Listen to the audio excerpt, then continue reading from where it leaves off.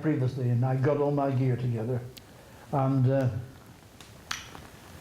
dressed blatantly, only in twilight it was. I dressed blatantly on the front, exactly facing railway jetty in the distance.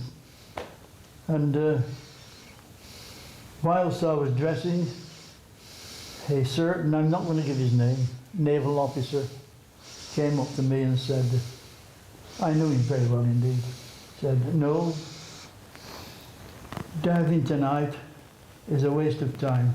I know exactly what happened, and that's the last we'll hear of him.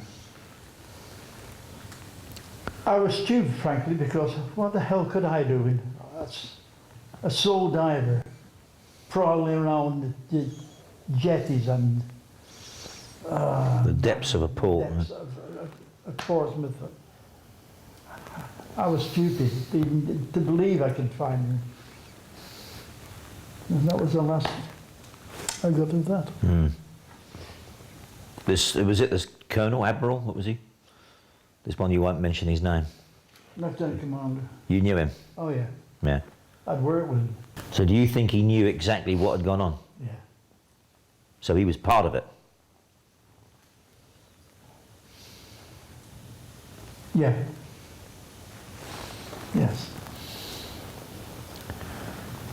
So now the frustration that you must have felt because, as you've mentioned before, you've spent all this time fighting for your king and country, putting yourself in many dangerous positions in various countries around Europe, and now you've been served with this D notice from the BBC, so you cannot say what you think has happened because they won't let you speak on public television. The same day, apparently, you were asked to go to the local police station in Preston and have a chat with the local constabulary there. What happened there? I recall that very plainly, that in the late afternoon I just arrived back from London, and on my way to Blackburn for another load of newsprint, when I was contacted at my home by a policeman, or a couple of guys, as a matter of fact, who asked me would I please not visit but report, recall that word, report to the CID at Preston headquarters, police station. When I was questioned by 4 or 5 continuous men asking me questions, one after the other, and say, would you repeat that? Would you repeat that? Like an interrogation, was it? It was simply an interrogation, yes. And really all they wanted to know was, could I identify a body if it was placed before me? And I said, whose body are you referring to? He said, Commander Crabb. I said, certainly I could. So I told them exactly what had happened to Commander Crabb with the scars that I was describing to them.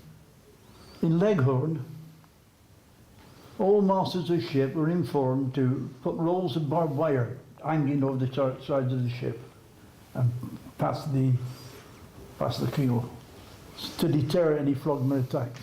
And they really do. You get amongst that stuff, you know what you're doing underwater. And I stated that a tug had passed a ship that Commander Crabb and I were searching at the time. It was a Liberty ship. And we were diving on that ship, and I recall being underneath looking for the rivets, not looking for the rivets, seeing the rivets that are usually on the ship, and nothing there, only long wells. And while we were there, examining the ship, a tug passed at fairly high speed, although we had the red divers flag flying outside as a warning. And that tossed us around somewhat. And unfortunately, Commander Crabb got tossed onto the barbed wire that was hanging down there, and he tore an inverted Y behind the left knee there. And what other scars?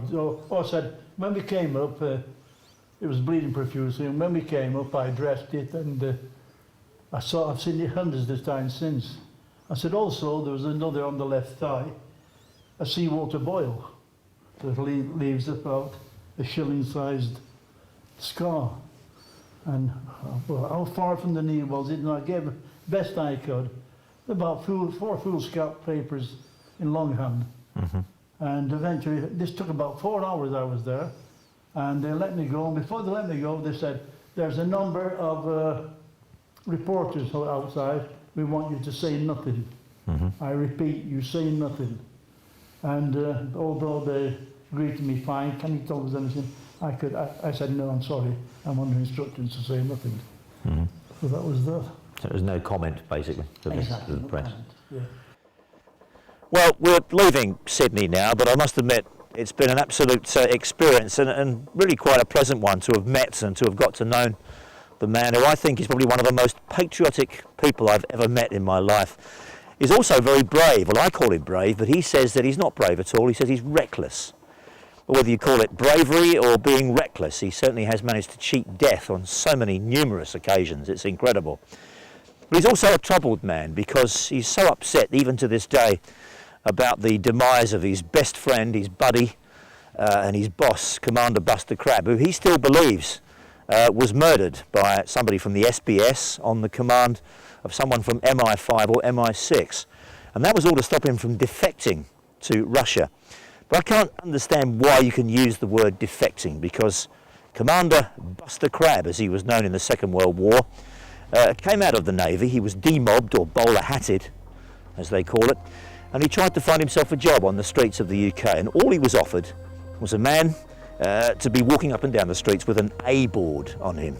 He had a little meeting with Sydney one day and he had tears in his eyes. Sydney told me, it was quite emotional actually, said he was crying and said, is this all I'm worth? After doing so many heroic things and being so brave and possibly saving thousands and thousands of lives by taking mines from the British fleet during the Second World War, and that's all he could offer him was a job as an A-board wearer. And this is why he wanted to go and work for the Russians. He wanted to do what he loved best, and that was diving, and they were the only people to offer him a job. Even with the Freedom of Information Act of 2000, the government now have extended that for a further 50 years, which means now that any information about what happened to Commander Crabb cannot be released until 2057, which of course is when everybody involved in this case will be dead. Why is it also that they've not exhumed the body that's buried in Portsmouth that's supposed to be Commander Crabb and done DNA testing on that body, but that's not been done either? There are so many questions unanswered, and this has really upset Sydney over the last many, many years. I wonder what it is the government are trying to hide.